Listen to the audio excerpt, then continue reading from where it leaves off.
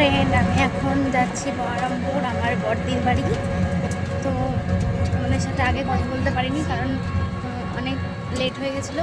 বাড়ির থেকে বেরোতে বেরোতে আবার সাথে সাথে গাড়ি পেয়ে গেছি, তার জন্য এখন গাড়িতে আছি।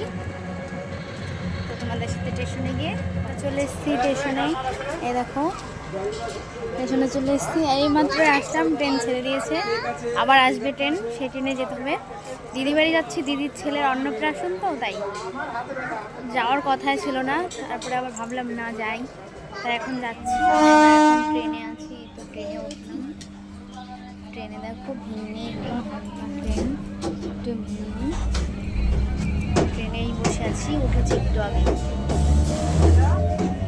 ট্রেন থেকে নেমে পড়েছি, এখন রেল লাইনের এখানে আছি। হেঁটে হেঁটে যাবো এখন অটোতে উঠে তারপরে যাবো দিদি বাড়ি। ট্রেন থেকে নামলাম এই মাত্রই, ওখানে দেখো রেল লাইনে আছি।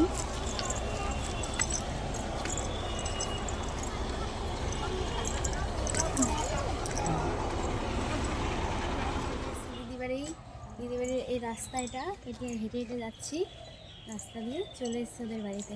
চলে এসছে দিদিবাড়ি, দিদিবাড়ি। এই যে এটা আমার মেজদি, ওই যে আমার মাসি, এই যে আমার দিদির মেয়েটা। সবাই চলে এসছে, বাট আমরা এখনই আসলাম। সবাই আমাদের ফিরে চলে এসছে আগে আগে।